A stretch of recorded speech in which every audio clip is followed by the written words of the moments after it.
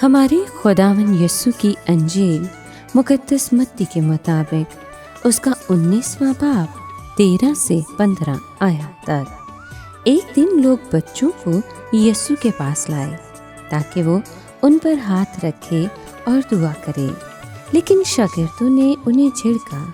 मगर यस्सु ने उनसे कहा कि बच्चों को रहने दो और उन्हें मेरे पास आने से मना ना करो, क्योंकि आसमान की बादशाही ऐसों ही की है।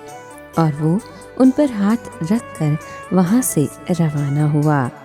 पाक कलाम के पढ़े और सुने जाने पर खुदावन की बरकत हो, खुदा का शुक्र हो।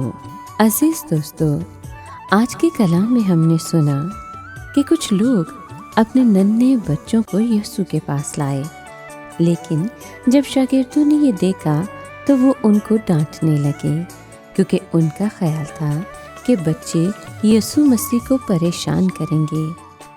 मगर जब यीशु ने ये देखा तो वो शागिर्दों से नाराज़ हुए और कहने लगे कि बच्चों को मेरे पास आने दो, उनको ना रोको, क्योंकि खुदा की बादशाहत ऐसे लोगों की है जो इन छोटे बच्चों की तरह है।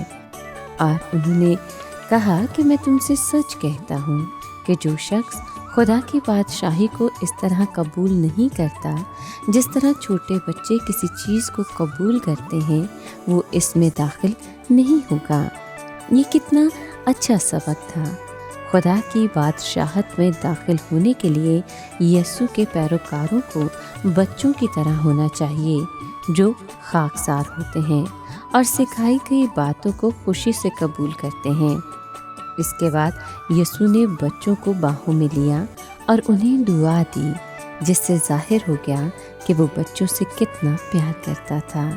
सच तो ये है कि यीशु उन तमाम लोगों से प्यार करता है जो खुदा की बादशाहत को इस तरह कबूल करते हैं, जिस तरह छोटे बच्चे किसी चीज़ को कबूल करते हैं।